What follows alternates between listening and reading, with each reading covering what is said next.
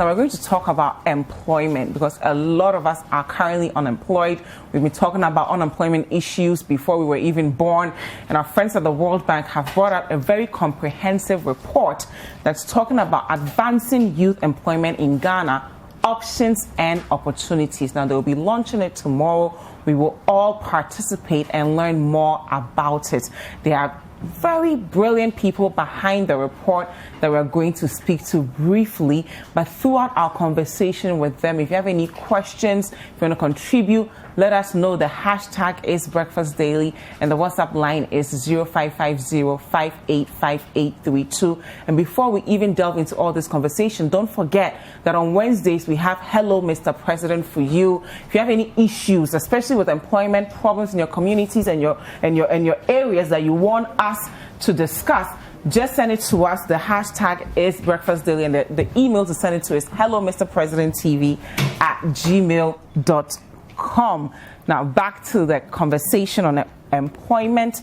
The topic of the research again is advancing youth employment in Ghana, options and opportunities. I have been joined by Christabel E. Dadsey, who's a social protection and job specialist at the World Bank and a co-author of this report, as well as Mauko Fume, who's also a social protections and job consultant at the World Bank and a co-author. Good morning, ladies. Good morning. Thank you for having us. Doing well, thank you. I must say that it's refreshing that women are actually behind this report. I know there's a third author as well, but tell us about it. What was the process like? Well, it's, for an organization like the World Bank, literally every letter that you put in the report has to be checked, has to be credible. Every picture, it's quite a daunting task. And so, as we were saying off air, it's been 3 years coming. We started with extensive consultations across the country, across board. What we wanted to do differently in this report was not just to work on analytics, which is typically what we come out with, like a lot of quantitative data on, X percentage and Y percentage. No, this time we wanted to hear from people who were actually doing the work. So the employers, the employees, the youth themselves, the government agencies who understand their challenges and struggles. And then we put it all together into what is actually two reports. One is an inventory of jobs programs, public jobs programs, and then the second one is what you mentioned, which is the comprehensive report on options and opportunities. And you have the I do. Wow. Freshly minted from the press. We're very proud of our work, to be honest. We're proud of you guys for putting this together. Yes. Malcolm, how was this different from the other, research that you've done? We've been talking about unemployment issues forever. Government has been trying to find solutions. What exactly are we not getting right? Okay, thank you very much. So the process alone to get to this point was quite interesting.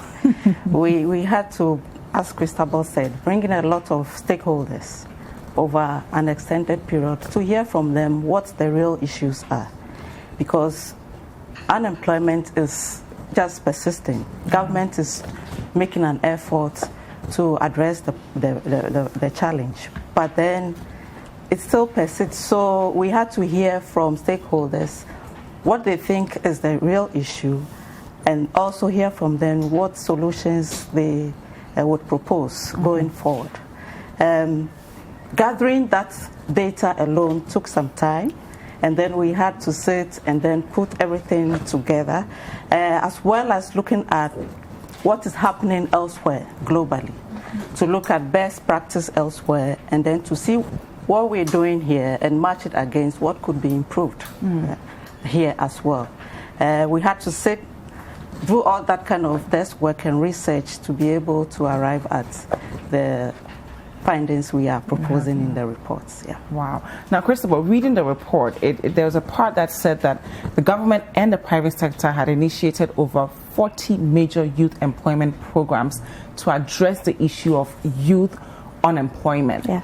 How is this not translating in our real lives? Make that 41 now, because now we have NAPCO, which we didn't have when we did this in 2016. Wow. I think part of the problem, and they're trying, and it's not just a Ghana problem. This is a global problem. We all know that the world is really turning youthful, and over time, particularly in sub-Saharan Africa, we can even tie it to COVID and some of the reasons why they say that we're not dying as much is because we have a youthful population. Now, a youthful population could be an asset, but it could also be a major challenge. And that's really what we're trying to figure out. Now, you have 41 programs and you ask yourself, why is it not working? Personally and professionally, because we found that by talking to people, I think one of the major gaps is the fact that there's a lot of fragmentation. There's very little coordination in how we approach governance. Everybody has their mandate and they stick within their mandate. But if you think about it, there's a Ministry of Employment and Labor Relations. There's a Ministry of Youth and Sports. Under all these ministries, there's agencies. So there's YEA, there's NYA. There's a Ministry of Agriculture. You can just keep going and you find youth across all of them. So you cannot have a solution for youth. By the way, when we say youth, the other thing that I think our big findings in this is not just youth. There's multiple categories of youth. And so we look at youth in the rural areas, youth in the urban areas, educated versus uneducated, male versus woman versus female, people with disabilities and such. And you'll find that each one has a very different need, and you need to tailor your solutions to them. So that alone tells you that it's not that government is not trying. It's difficult. It is it's vast, and it needs a major multi-sectoral approach. Then there's actually the youth itself. When you talk to youth, they'll tell you that some of the issues are around mindsets. I said to Bernard on radio, why is it that if I'm working as a graduate student in New York, I would go and waitress in the evening, but in Ghana, if I said I was doing that, people look at me funny. All of those pieces together really is what makes the issues persistent. Then the last one I'll touch on, which for me is a major issue, education reform. We have a system of education that, as we call it, chew, pour, pass, and forget, right? It's getting better, let's be honest. However, within our education research, how many of the schools have career counseling, internships, mentoring, coaching from within the system? So we try and break all of that down and make the options available for government. They're not new options. We're just packaging it and saying prioritize. Wow. Now, Marco, let's talk about the 5 areas to prioritize, since you just saw priorities. I found it interesting that you mentioned agriculture, agribusiness, entrepreneurship, you talk about apprenticeship. How do we now find the opportunities within these priority areas? Okay. So as we said, these areas are not new to us. The idea is to really go deeper and explore more from these areas. So for example, if we take apprenticeship, there's so much in there that we could benefit from, because if we want to build an industrialized economy, we need the technical skills to be able to feed into the industry. But I must tell you that in Ghana, TVET has a negative perception. Often we think that the smart people should follow the academic pathway, and then the others go into trades. Is there a way to create synergies between the two, to merge the two? There's a way, because elsewhere they have a system where you start from scratch, you start from, let's say, proficiency 1, and then you build on up to even PhD level. If we go to Germany, they have a system that is working well, and that helps them to feed into their industry. So it's possible. It's possible, just that we don't have the system in country at the moment. But government is working right now to help to start to build that system where we have standardized curricula at various proficiency levels that will help people to gradually graduate along that pathway. So it's possible. But Christopher, how do we create the ecosystem where all of this would work together as one? Right. Well, so I always say we talk a lot about entrepreneurship. In my opinion, it's the new lawyer and doctor. When we're kids, right? Become a lawyer or doctor. Exactly. Now you should be an entrepreneur. And it scares me, I'll be very honest with you, even though I work in this space. It scares me because I'm having entrepreneurs without an ecosystem to support them. It's just not doable. I mean, we look at COVID and what happened. People had to shut down their businesses. Small and medium enterprises were just struggling. Fortunately, there were some interventions towards helping access to capital, which is one of the biggest. I mean, when I was in the US, 6-7% I can get a mortgage. In Ghana, what are we talking about? 30%, 25%? That's a problem. So what you do is that the whole system makes it so difficult for you to be able to thrive as a young person. And then there's the other pieces that are just makes it difficult, like having incubators or hubs, as we call them, for people to be able to have places to work, have an address as needed.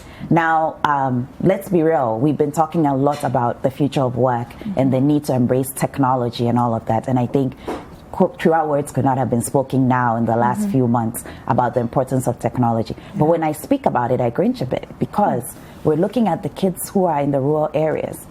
My nephew is in front of his tablets as we speak, doing his virtual classes.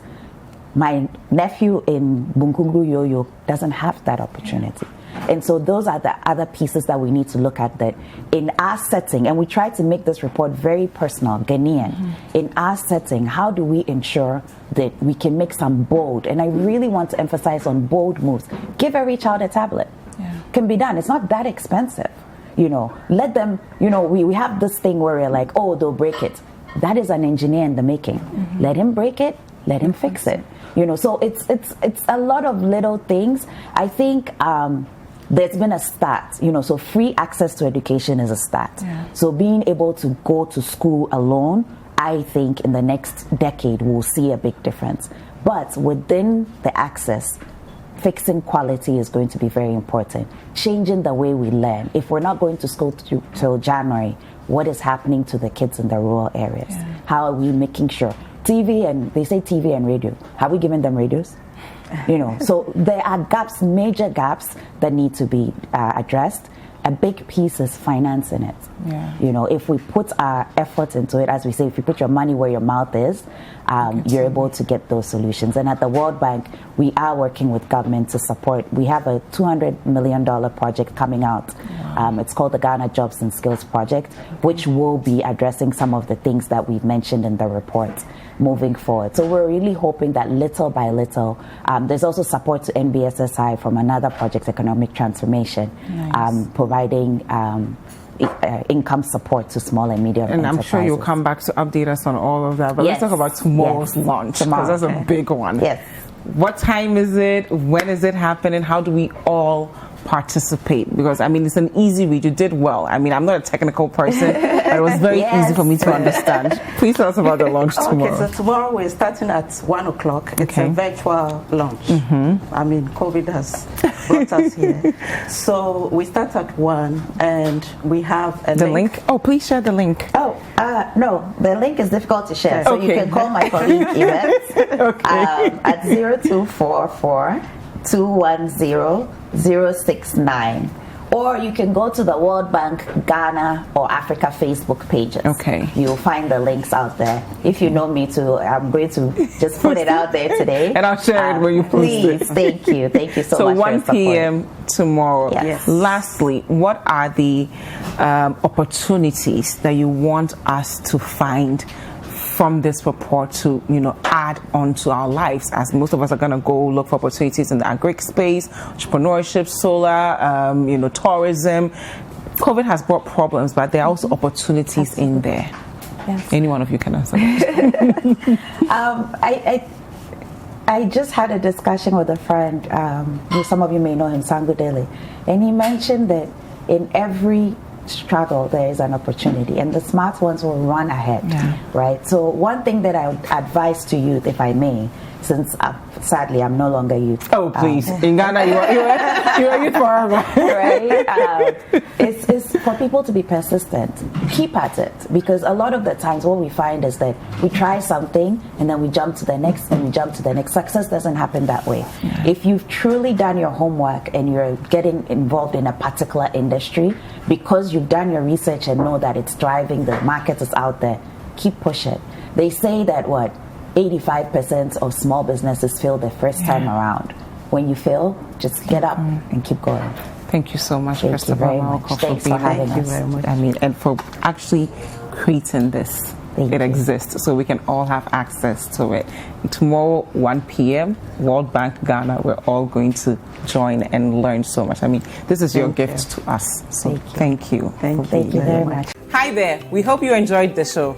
Make sure to subscribe, like, comment, and share with your friends. This is Breakfast Daily on City TV. Join the Breakfast Daily team Monday through Fridays from 7:30 a.m. to 10. Join us for breakfast daily, only on City TV.